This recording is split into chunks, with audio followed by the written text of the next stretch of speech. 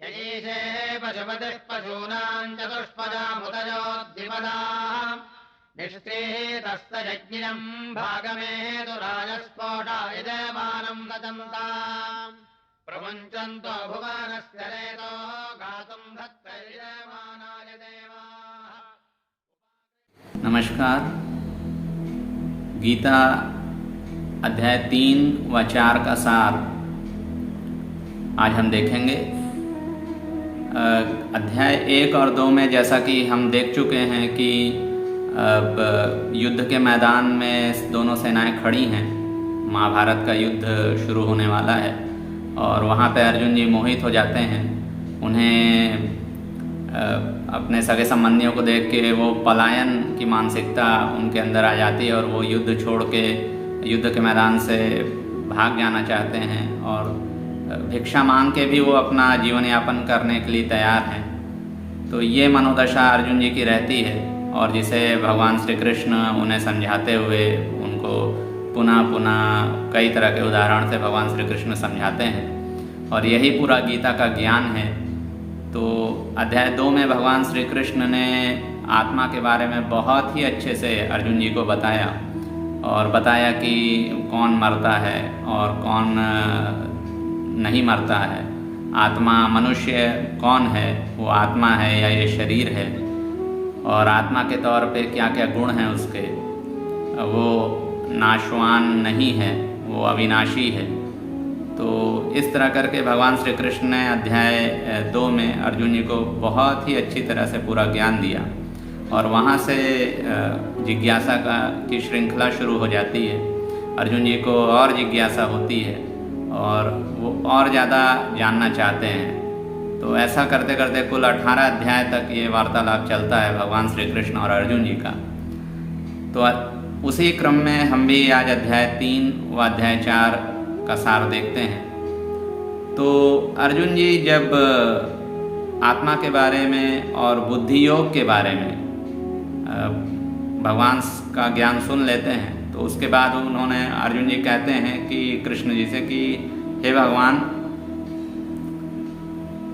जयासी चेत कर्मणस्ते मता बुद्धिर जनार्दन तत्किम कर्मणि घोरे माम नियोजयसी केशव। अर्थात जब आप कर्म को इतना, बुद्धि को आप इतना श्रेष्ठ बता रहे हैं कर्म से, तो आप क्यों मुझे इस भयानक कर्म में आप शामिल करना चाहते हैं। और ये मेरे लिए बहुत ही दुष्कर कर्म है कि मैं अपने ही सगे संबंधियों को से युद्ध करूं और उनका रक्त बहाऊं। तो भगवान श्री कृष्ण अर्जुन जी को बोलते हैं कि न कर्मणाम अनारंभे नैष्कर्यम पुरुषो अश्नुते न च संन्यास देव सिद्धिम समधि गच्छति। भगवान श्री कृष्ण बताते हैं कि ना तो कर्म को बिना आरंभ किए ही आप सफलता पा सकते हैं, मतलब आप निष्कामता को पा सकते हैं। ऐसा आप ये सोच लें कि आप कर्म को आपने रोक दिया और आप निष्कामता यानी कामना रहित होकर कर्म करने की दशा को आप प्राप्त कर लेंगे। ऐसा नहीं होने वाला। और ना तो आप ऐसा ही सोचिए कि कर्मों का संन्यास कर दिया आपने तो आप उससे इस दशा को प्राप्त कर लेंगे। अर्थात भगवान ये कहना चाह रहे हैं कि कर्म करना तो बहुत ही आवश्यक है, कर्म किए बिना कोई रह ही नहीं सकता। और इसलिए अर्जुन जी को ही नहीं बल्कि आज हम आधुनिक दौर के भी जितने श्रोता हैं या अध्ययन करता हैं या जो भी लोग हैं वो भी कभी ये ना सोचें कि हमें कर्म से नहीं करना है हमें कर्म, बल्कि हमें कर्म करना है। लेकिन भगवान का ये संदेश है कि हमें कर्म फल से बचना है। कर्म करना है लेकिन कर्म फल से बचना है। तो यही इन अध्यायों में भगवान श्री कृष्ण वो तरीके बता रहे हैं जिससे हम कर्म करके कर्म फल से बच सकते हैं। भगवान श्री कृष्ण बताते हैं कि ऐसा कोई व्यक्ति नहीं है इस संसार में जो किसी भी क्षण के लिए भी कर्म बिना किए रह सके। हर वक्त हर कोई कुछ ना कुछ कर्म करता है। तो इस तरह का विचार रखने की आवश्यकता नहीं है कि हम कर्म करेंगे ही नहीं और हमारा पूरा जीवन ऐसे ही बीत जाएगा। बल्कि भगवान ये कह रहे हैं कि आपको कर्म करना अति आवश्यक है, लेकिन अगर आपको कोई चीज़ त्यागनी है तो वो है कर्मफल। भगवान श्री कृष्ण बताते हैं कि प्रकृति के तीन गुण ही सारे कार्य करते हैं, लेकिन मनुष्य को ये लगता है कि वो ही सारे कार्य कर रहा है, और इस तरह से मनुष्य अपने कर्तापन के अभिमान से ग्रसित होकर बार बार जन्म और मृत्यु की श्रृंखला में यहाँ पे फंस जाता है।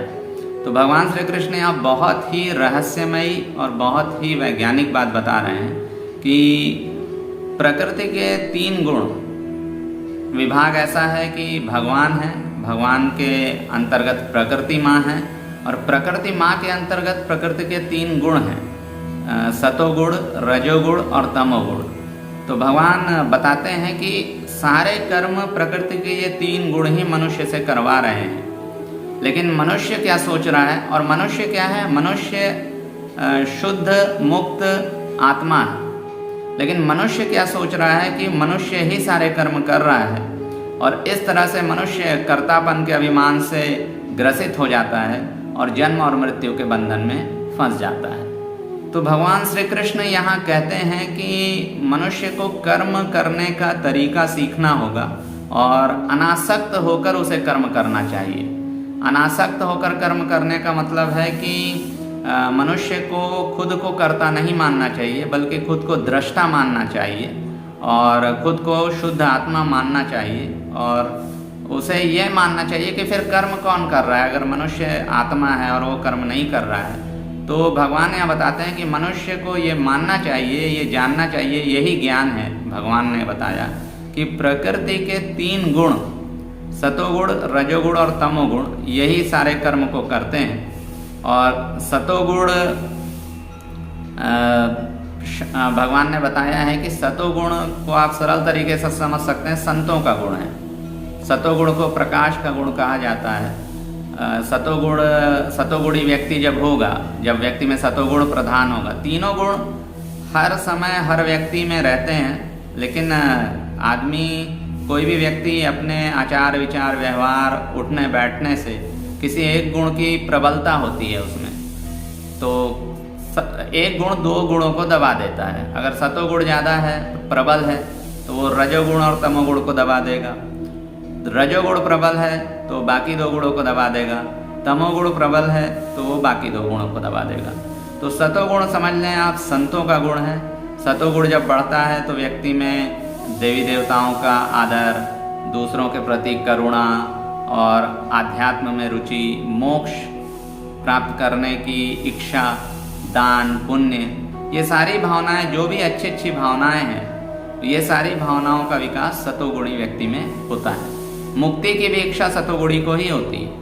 रजोगुणी व्यक्ति वो है, जैसे आप समझ सकते हैं, जैसे रावण या दुर्योधन या कंस, ये व्यक्तियों का गुण वर्चस्ववादी, मतलब ये स्वयं को ही कर्ता मानते हैं, स्वयं को ही भोक्ता मानते हैं, अपनी सारी क्रियाओं का श्रेय खुद को देते हैं और ये वर्चस्व स्थापित करना चाहते हैं। तो ये एक रजोगुणी की मानसिकता होती है और इसको ज्ञान का गुण नहीं कहा जाता। रजोगुणी व्यक्ति ऊर्जावान बहुत रहता है, वो बहुत सारे कर्मों में अपने को नियुक्त करता है, क्योंकि उसको इस पूरे संसार में अपना नाम फैलाना है। उसको भगवान के नाम से उतना मतलब नहीं है, उसको स्वयं का नाम फैलाना है। तो ये रजोगुणी की मानसिकता है और ये अज्ञान का गुण है और ये दुख, क्लेश और जन्म मृत्यु के बंधन में फंसाने वाला गुण है।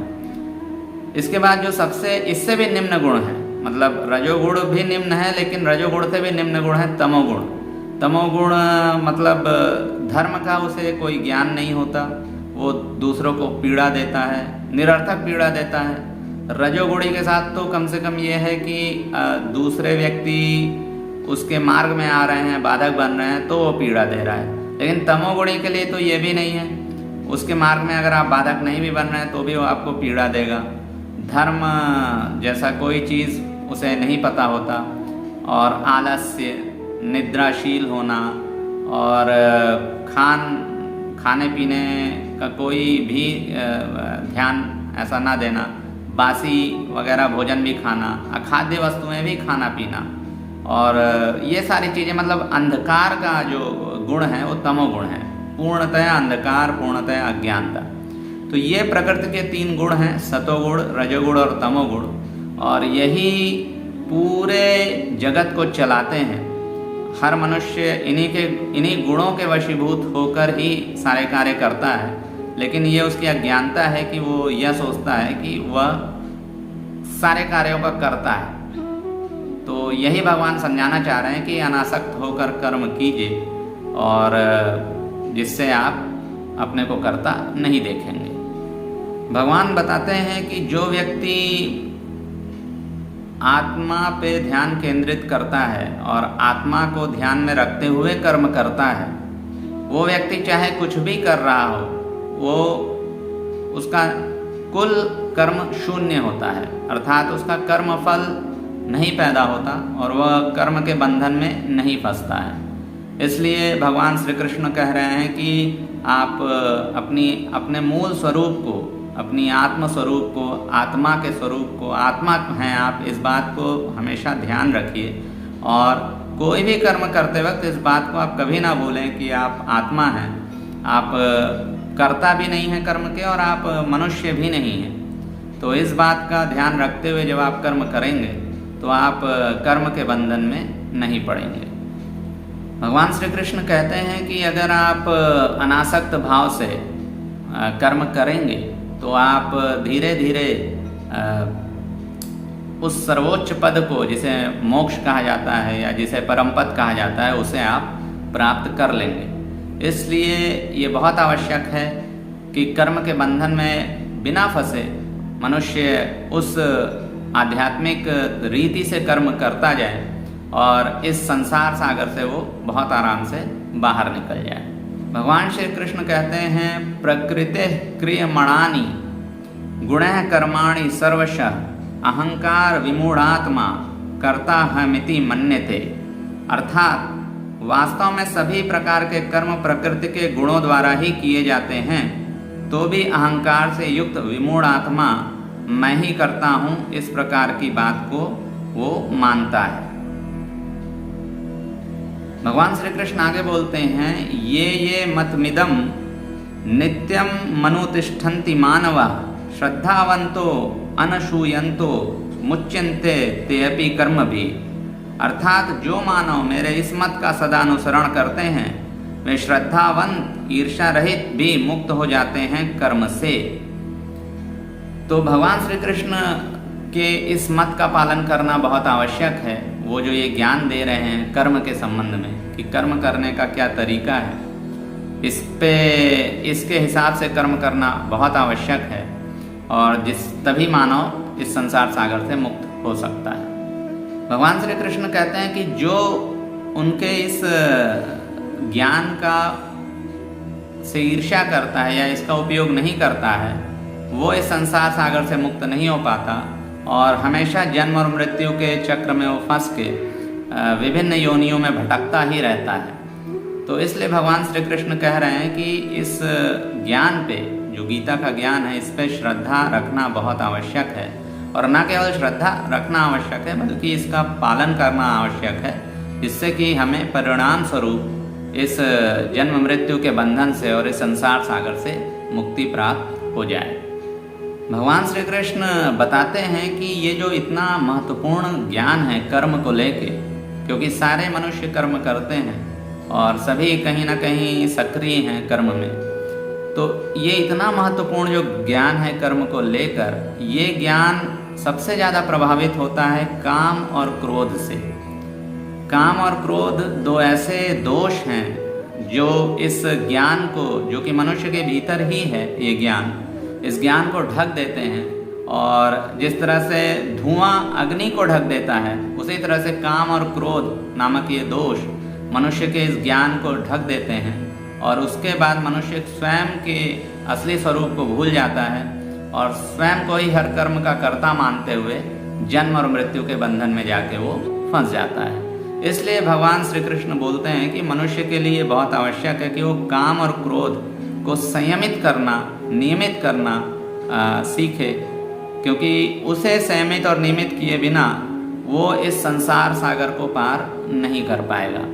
वो हमेशा काम और क्रोध के फेर में फंस जाएगा और साथ ही वो बार बार भटकता रहेगा इस संसार सागर में। इसीलिए अति आवश्यक है कि मनुष्य काम और क्रोध को नियंत्रित करना सीखे। अध्याय 4 में भगवान श्री कृष्ण गीता का इतिहास बताते हुए अर्जुन जी को बोलते हैं कि गीता का ज्ञान सबसे पहले सृष्टि के प्रारंभ में भगवान श्री कृष्ण ने व्युस्वान को दिया। व्युस्वान भगवान सूर्य को कहा जाता है और व्युस्वान ने इस ज्ञान को महर्षि मनु को दिया, जो कि पहले मनुष्य हैं। और महर्षि मनु ने अपने इस ज्ञान को, जो कि उन्होंने अपने व्युस्वान जी से प्राप्त किया था, तो महर्षि मनु ने इस ज्ञान को इक्ष्वाकु को दिया। और फिर भगवान बताते हैं कि परंपरा से ये ज्ञान आगे बढ़ता गया और धीरे धीरे धीरे विभिन्न पीढ़ियों ने इसे प्राप्त किया और इसी तरह से इसी क्रम में हमने भी इसे प्राप्त किया। तो ये गीता का इतिहास है जो भगवान श्री कृष्ण यहाँ बताते हैं कि गीता का ज्ञान सृष्टि के प्रारंभ से ही चल रहा है। महाभारत के युद्ध में के मैदान में ये ज्ञान अर्जुन जी को जब दिया जा रहा था तो उसके बहुत पहले से ही ये ज्ञान मानव समाज में प्रचलित था। अर्जुन जी को जो ये ज्ञान दिया जा रहा है, ये इसकी पुनरावृत्ति की जा रही है। तो ये एक बहुत ही अच्छी बात भगवान श्री कृष्ण यहाँ बताते हैं। भगवान श्री कृष्ण बताते हैं कि वो, चूँकि ये पूरा संसार उन्हीं का है और इस संसार का पालन करना, पोषण करना, रक्षा करना, ये दायित्व तो है उन पर। इसलिए वो समय समय पर अपने अवतार लेते हैं, अपने विशेष अवतार लेते हैं, कई सूक्ष्म अवतार लेते हैं, कई बार विशेष बड़े अवतार लेते हैं और बहुत सारे काम प्रयोजन बहुत सारे भगवान इन अवतारों के माध्यम से करते हैं। तो भगवान बताते हैं यहाँ कि अर्जुन जी के माध्यम से पूरी मानव जाति को बता रहे हैं कि यदा यदा ही धर्मस्य ग्लानिर्भवति भारत अभ्युत्थानम अधर्मस्य तदात्मानं सृजाम्यहम्। अर्थात जब जब धर्म की हानि होती है इस पृथ्वी पर और अधर्म की बढ़ोतरी होती है, तब तब भगवान का ये कहना है कि वो अपना सृजन करते हैं, अर्थात अपने किसी रूप विशेष का वो सृजन करते हैं और अपनी प्रकृति में ही स्थित होकर वो कोई अवतार लेते हैं। हालांकि यहाँ मनुष्य को, गीता में ही भगवान ने बात बताई है कि मनुष्य को बिल्कुल ये नहीं समझना चाहिए कि भगवान का आना और एक सामान्य मनुष्यों का जन्म और मृत्यु होना बिल्कुल एक ही चीज़ें हैं। भगवान का जन्म और कर्म दिव्य होता है। वो मनुष्य प्रकृति के अधीन होकर जन्म ले रहा है और अपने विभिन्न कर्मों को भोग रहा है, लेकिन भगवान प्रकृति के स्वामी होकर यहाँ जन्म लेते हैं या अवतार लेते हैं और अपनी, इसीलिए ज्ञानी पुरुषों ने भगवान की अवतार और उनके कर्मों को यहाँ लीला कहा है। भगवान अपनी लीला करते हैं और जब उनका प्रयोजन पूरा हो जाता है तो वो इस जगह से अपने विशेष जगह पे चले जाते हैं। तो ये भगवान कहते हैं और इसी क्रम में भगवान बताते हैं कि पवित्राणाय साधूनाम विनाशाय च दुष्कृताम धर्म संस्थापनार्थाय संभवामि युगे युगे। अर्थात साधु पुरुषों की रक्षा करने के लिए और दुष्ट पुरुषों का विनाश करने के लिए और धर्म की स्थापना के लिए, ये बहुत ही प्रमुख बात है क्योंकि भगवान को धर्म बहुत प्रिय है। और धर्म का मतलब होता है वो सारे अच्छे नियम जो कि भगवान ने मानव जाति के कल्याण के लिए, मानव जाति की उन्नति के लिए और मानव जाति में लॉ एंड ऑर्डर बना रहे, मानव जाति को आध्यात्मिक कल्याण मिलता रहे और अंततः इन सब के बाद मानव जाति को मोक्ष प्राप्त हो। तो उन सारे नियम कायदों को भगवान ने धर्म कहा है और इसलिए चूँकि धर्म भगवान की ही का क्रिएशन है, भगवान की ही सृष्टि है, इसलिए धर्म भगवान को अति प्रिय है। तो इसलिए जब जब भगवान अवतार लेते हैं तब जबकि धर्म की हानि होती है और अधर्म बढ़ता है और तो इसलिए भगवान धर्म की स्थापना करते हैं, यानी पूरी धार्मिक मर्यादाएं जो टूट चुकी होती हैं उनको फिर से वो लागू करते हैं और फिर वो अपनी लीला को समेटते हैं अपने हिसाब से। भगवान बताते हैं कि जो भी भगवान को जिस भी भाव से याद करता है या पूजन करता है, भगवान उसको उसी रूप में दिखते हैं, उसी भाव में दिखते हैं। और जो जिस मतलब भगवान ये कहना चाह रहे हैं कि सारे संसार के सारे मनुष्य भगवान के ही मार्ग का अनुसरण करते हैं। कोई भी मनुष्य ये नहीं दावा कर सकता कि वो किसी अपने मार्ग का अनुसरण कर रहा है। तो ये भगवान यहाँ पर ये बात गीता के ज्ञान में बताते हैं। भगवान बताते हैं कि अनासक्त भाव से मनुष्य को कर्म करना है, बिल्कुल उसी तरह से जैसे हमारे पूर्वजों ने कर्म किया है। भगवान यहाँ पूर्वजों का महत्व बताते हैं और बताते हैं जैसे पूर्वज मुमुक्षु थे, अर्थात मुमुक्षु का अर्थ है जो मोक्ष की इच्छा करता है। तो जिस तरह से हमारे पूर्वज मुमुक्षु थे और वो जिस तरह से उन लोगों ने कर्म किया है, कर्म योग में कर्म किया है, मतलब वो अनासक्त भाव से उन्होंने कर्म किया है। उन्होंने कर्म फलों को स्वीकार नहीं किया, कर्म फल उन्होंने भगवान को अर्पित कर दिया और कर्म करते गए और अनासक्त भाव से करते गए। प्रकृति के 3 गुणों को ही करता देखा उन्होंने स्वयं को करता नहीं देखा। तो ऐसे पूर्वजों के मार्ग का हमें भी अनुसरण करना चाहिए, ऐसा भगवान हमसे कह रहे हैं। भगवान बताते हैं हम मनुष्यों को यहाँ पे कि त्यक्त्वा कर्म फला संगम नित्य तृप्तो निराश्रय कर्मण्य भी प्रवृत्तो अपि नैव किंचित करोति स।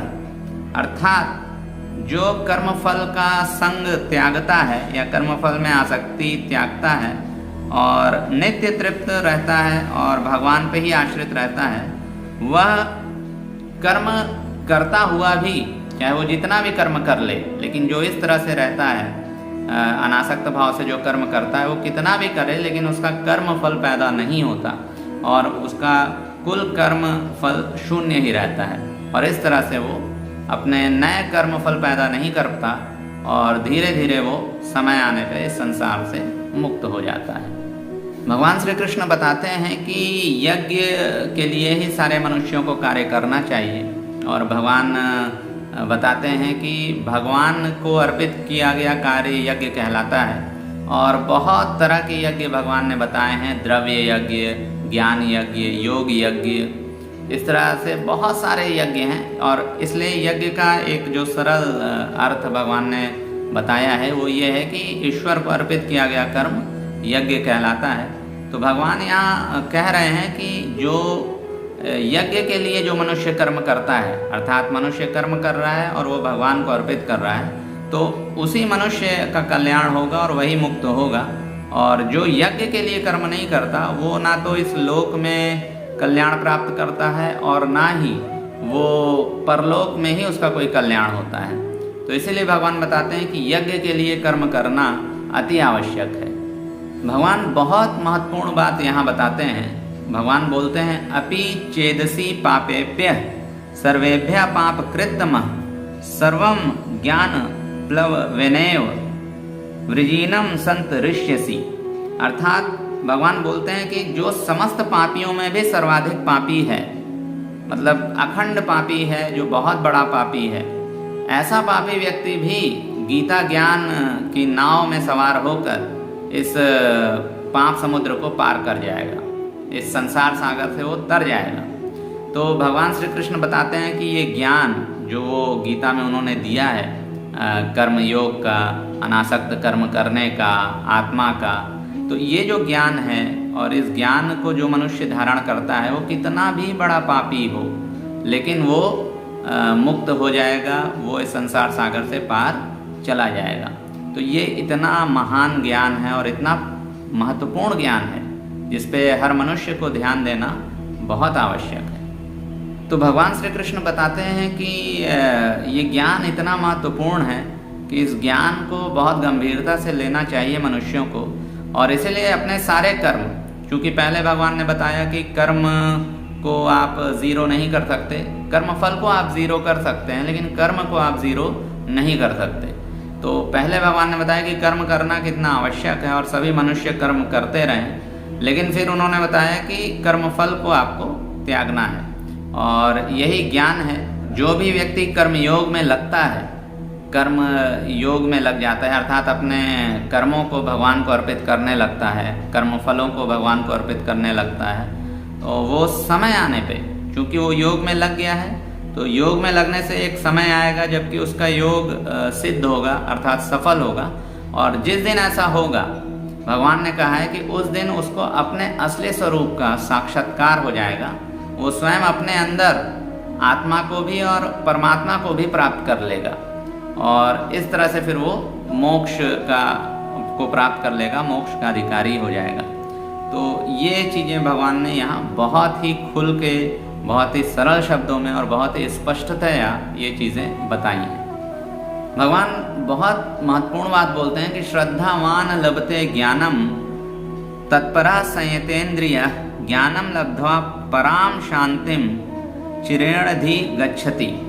अर्थात भगवान बताते हैं कि जो श्रद्धावान होता है, जो इस ज्ञान पे, भगवान के इस ज्ञान पे, भगवान की वाणी पे श्रद्धा रखता है, वह तत्पर और संयत इंद्रिय वाला परम शांति को प्राप्त करता है। अर्थात भगवान बता रहे हैं कि वो जो परम शांति है, जो केवल भगवान से ही प्राप्त हो सकती है मनुष्य को, वो शांति वो व्यक्ति ही प्राप्त कर सकता है जो कि भगवान के प्रति श्रद्धावान है, भगवान की वाणी को सही मानता है, भगवान को सही मानता है, और यह मानता है कि गीता के रूप में वो भगवान की वाणी को ही का अध्ययन कर रहा है या पढ़ रहा है या सुन रहा है। तो ऐसा व्यक्ति उस परम शांति को प्राप्त कर लेता है। भगवान श्री कृष्ण बताते हैं कि जो व्यक्ति ऐसा श्रद्धावान नहीं होता, जो गीता के ज्ञान को, जो बातें भगवान ने बताई हैं, इनको संदेह की नज़र से देखता है, उसे इस पे यकीन नहीं है, इस पे श्रद्धा नहीं है, और जो ईर्ष्या भी कर रहा है इस बातों से, तो वो व्यक्ति पथभ्रष्ट हो जाता है और अपने स्थिति से गिर जाता है, और इस जन्म और मृत्यु के चक्र में वो बुरी तरह फंस जाता है। और ना तो वह लोक में ही, ऐसा संदेही व्यक्ति ना तो इस लोक में वो कोई सफलता और सुख प्राप्त कर पाता है, और ना तो परलोक में ही कोई सफलता और सुख प्राप्त कर पाता है। तो ये चीज़ें बड़ी आवश्यक हैं। श्रद्धावान रहना समझ लें आप पहली सीढ़ी है आध्यात्मिक ज्ञान में, आध्यात्मिक क्षेत्र में आगे बढ़ने के लिए। तो भगवान की ये बातें ध्यान रखना बहुत ही आवश्यक है। तो भगवान श्री कृष्ण यहाँ सार के तौर पे बताते हैं कि जो व्यक्ति भी आत्मा, स्वयं को आत्मा समझता है और आत्मा पे ही उसने निगाह रखी हुई है, वो अपने असली स्वरूप को जानता है, अपने को आत्मा मानना शुरू कर दिया है उसने, तो ऐसा व्यक्ति, और जिसने अपने साथ ही जो इस तरह से मान रहा है और अपने सारे कर्मों को योग में कर रहा है, अर्थात वो प्रकृति के गुणों को ही करता देख रहा है और भगवान को ही अर्पित कर रहा है वो सारे कर्म, तो ऐसा व्यक्ति जो है वो, उसके हृदय का ज्ञान नष्ट हो जाता है और वो परम पद को, मोक्ष पद को प्राप्त कर लेता है। तो इस तरह से ये अध्याय 3 और अध्याय 4 का सार हमने देखा, और इसके बाद आगे और भी अध्याय हैं जिनका हम धीरे धीरे सार देखेंगे। बड़ी अच्छी वार्तालाप है भगवान की अर्जुन जी के साथ, और ये सारी बातें, इन बातों से जो फल निकल के आ रहा है, जो बातचीत का निष्कर्ष निकल के आ रहा है, वो इस मानव जाति के लिए बहुत ही लाभदायक है और काम का है। तो अवश्य इन सारी बातों पे ध्यान दें और पालन करने का प्रयास करें, इससे आपको और ज़्यादा लाभ प्राप्त होगा।